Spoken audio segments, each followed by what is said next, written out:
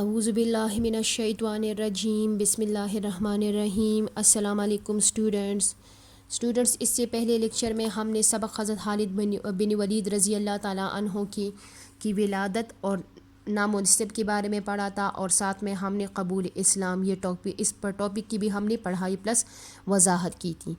آج کے لیکچر میں اسٹوڈنٹس ہم کتاب کے صفحہ نمبر 138 پہ جو ٹاپک ہے اسلام کے لیے خدمات، یہاں سے ہم پڑھائی پلس وضاحت شروع کر رہے ہیں۔ تو اسٹوڈنٹس اس ٹاپک کے سامنے ڈیٹ لکھ کے 15 جون 2020 آج ہم اس ٹاپک کی پڑھائی پلس وضاحت کر رہے ہیں۔ تو اسٹوڈنٹس فرسٹ لائن پہ فنگر رکھ دیں، کتاب کے صفحہ نمبر 138 کو نکالیں۔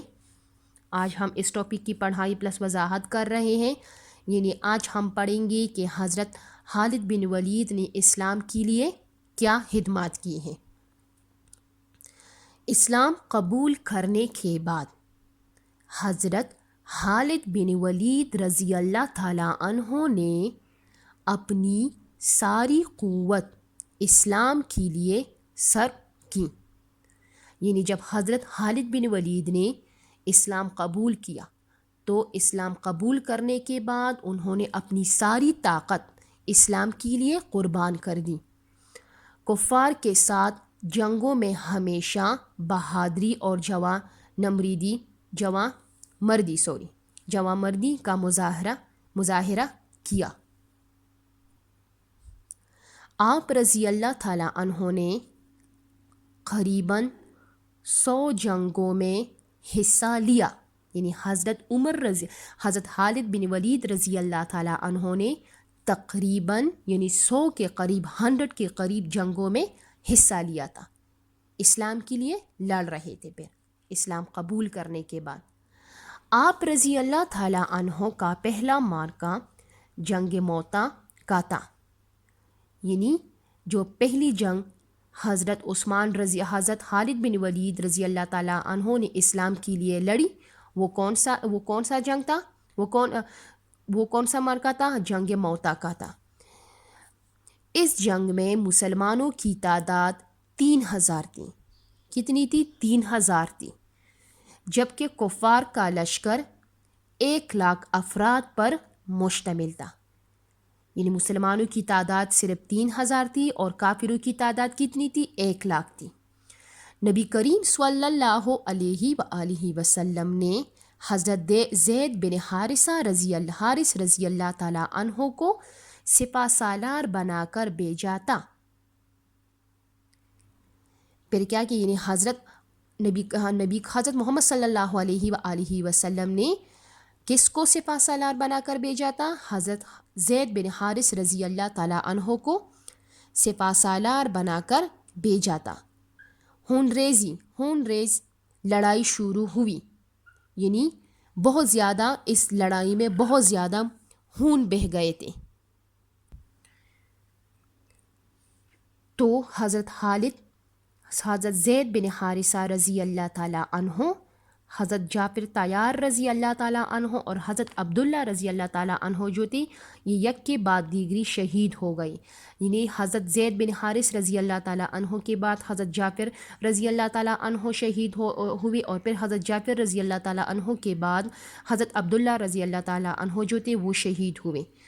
تو مسلمانوں نے پھر کیا کیا؟ مسلمانوں نے حضرت خالد بن ولید رضی اللہ تعالیٰ عنہ کو اپنا سپہ سالار بنا لیا۔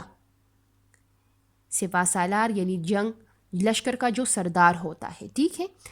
آپ رضی اللہ تعالیٰ عنہ نے بہادری کی وہ جوہر دکھائی کہ دشمن کے یعنی حضرت خالد بن ولید رضی اللہ تعالیٰ عنہ نے بہادری کی وہ جوہر دکھائی، یعنی جنگ میں وہ اتنی بہادری سے لڑ گئے کہ جو دشمن تھے وہ کیا تھے؟ وہ ڈر کے مارے وہ ڈر گئے اور انہوں نے میدان جنگ چھوڑ کر وہ بھاگنے لگے، یعنی کافر کو شکست ہوئی۔ پھر کیا ہوا؟ اس دن آپ رضی اللہ تعالیٰ عنہ کے ہاتھ سے 9 تلواریں ٹوٹی۔ کس کے ہاتھ سے؟ حضرت خالد بن ولید رضی اللہ تعالیٰ عنہ کے ہاتھ سے 9 تلواریں ٹوٹی، جس پر نبی کریم صلی اللہ علیہ وآلہ وسلم نے حضرت خالد بن ولید رضی اللہ تعالیٰ عنہ کو سیف اللہ یعنی اللہ تعالیٰ کی تلوار کا لقب دیا۔ یعنی جنگ موتا میں حضرت خالد بن ولید نے بہادری کی وہ جوہر دکھائی، یعنی بہت بہادری سے وہ دشمنوں کے خلاف لڑے، کس کے لیے؟ اسلام کے لیے۔ تو اسی جنگ میں اسٹوڈنٹس حضرت خالد بن ولید کے ہاتھ سے 9 تلواری جو تھی وہ ٹوٹی۔ تو اس وجہ سے حضرت محمد صلی اللہ علیہ وآلہ وسلم نے حضرت خالد بن ولید رضی اللہ تعالیٰ عنہ کو سیف اللہ، یعنی سیف اللہ کا مطلب کیا ہے؟ اللہ تعالیٰ کی تلوار کا لقب۔ سیف اللہ کا مطلب کیا ہے؟ اللہ تعالیٰ کی تلوار کا لقب دیا۔ پھر اس کے بعد نیکسٹ جو ہے وہ کیا ہے؟ جنگ یرموک میں آپ رضی اللہ تعالیٰ عنہ نے حضرت ابو عبیدہ رضی اللہ تعالیٰ عنہ کی قیادت میں رومی فوج کو شکست دی۔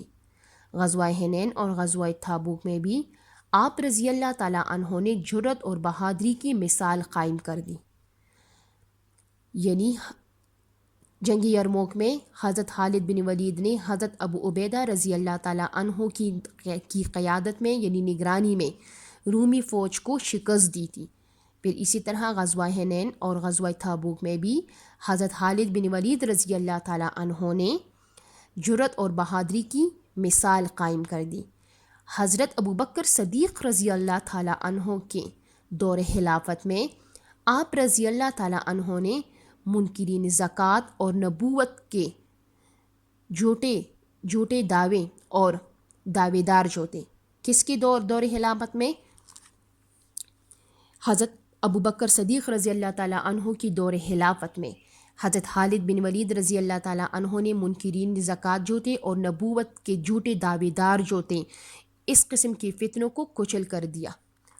حضرت عمر فاروق رضی اللہ تعالیٰ عنہ کے دور خلافت میں بھی جب بیت المقدس فتح ہوا، کس کے دور میں؟ بیت المقدس کس کے دور میں فتح ہوا؟ حضرت عمر فاروق رضی اللہ تعالیٰ عنہ کے دور خلافت میں جب بیت المقدس فتح ہوا تو اس میں بھی آپ رضی اللہ تعالیٰ عنہ کی حکمت عملی اور تعاون شامل تھا۔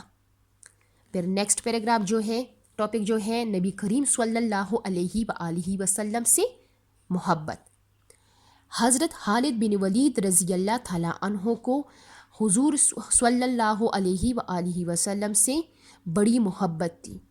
آپ رضی اللہ تعالیٰ عنہ ہمیشہ ماضی کی اسلامی دشمنی پر، یعنی جب حضرت خالد بن ولید رضی اللہ تعالیٰ عنہ نے اسلام قبول کیا تو اسلام قبول کرنے کے بعد بھی حضرت خالد بن ولید رضی اللہ تعالیٰ عنہ جو تھے وہ بہت زیادہ پریشان تھے اور رنجیدہ رہتے تھے، ٹھیک ہے، اور نبی کریم صلی اللہ علیہ وآلہ وسلم سے معافی مانگتے رہتے تھے۔ یعنی بار بار ہمارے پیارے نبی کریم صلی اللہ علیہ وآلہ وسلم سے سابقہ اسلامی دشمنی کی وجہ سے بار بار ہمارے پیارے نبی کریم صلی اللہ علیہ وآلہ وسلم سے معافی مانگتے رہتے تھے۔ آپ رضی اللہ تعالیٰ عنہ نے نبی کریم صلی اللہ علیہ وآلہ وسلم کے سر کے جو مبارک جو تھے، یعنی سر کے جو بال تھے اپنی پگڑی میں رکھے ہوئے تھے، یعنی بہت زیادہ محبت کرتے تھے۔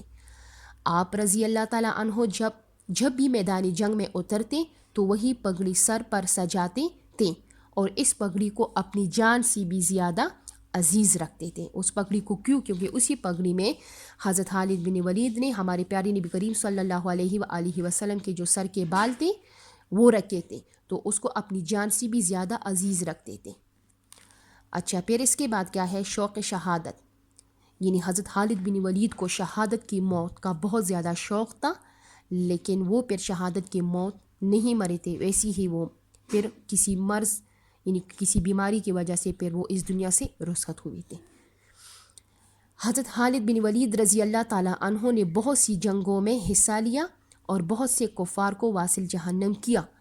آپ رضی اللہ تعالیٰ عنہ کے جسم کا کوئی حصہ ایسا نہ تھا جس پر تلوار، خنجر، نیزہ یا تیر کے زخم کا نشان نہ ہو۔ میدان جنگ میں آپ رضی اللہ تعالیٰ عنہ جذبہ شہادت لے کر جاتے تھے، یعنی میدان جنگ میں اس لیے وہ جاتے تھے کہ شہادت کی جو موت ہے وہ مجھے نصیب ہوں، لیکن شہادت آپ رضی اللہ تعالیٰ عنہ کی نصیب میں نہ تھی۔ آخری وقت میں بھی آپ رضی اللہ تعالیٰ عنہ کی یہی خواہش تھی کہ کاش میں بوڑھی اونٹ کی طرح نہ مرتا، بلکہ میدان جنگ میں شہادت کی موت مرتا۔ آپ رضی اللہ تعالیٰ عنہ کا مزار ملک شام میں ہے۔ یعنی اسٹوڈنٹس، حضرت خالد بن ولید جو ہے، حضرت خالد بن ولید رضی اللہ تعالیٰ عنہ کو شہادت کی موت نصیب نہیں ہوئی تھی، بلکہ وہ اسی طرح کسی مرض کی وجہ سے وہ اس دنیا سے رخصت ہوئے تھے۔ تو اسٹوڈنٹس، آج کے لیکچر میں ہم نے سبق حضرت خالد بن ولید رضی اللہ تعالیٰ عنہ کی جو پڑھائی پلس وضاحت تھی ہم نے وہ فنش کی۔ تو اسٹوڈنٹس، آج کے لیکچر میں اتنا کام کافی ہے۔ انشاءاللہ پھر نیکسٹ لیکچر میں ہم سبق حضرت خالد بن ولید میں جو مختصر سوالات ہیں اس کے جوابات لکھیں گے۔ تو اسٹوڈنٹس، آج کے لیے اتنا کام کافی ہے۔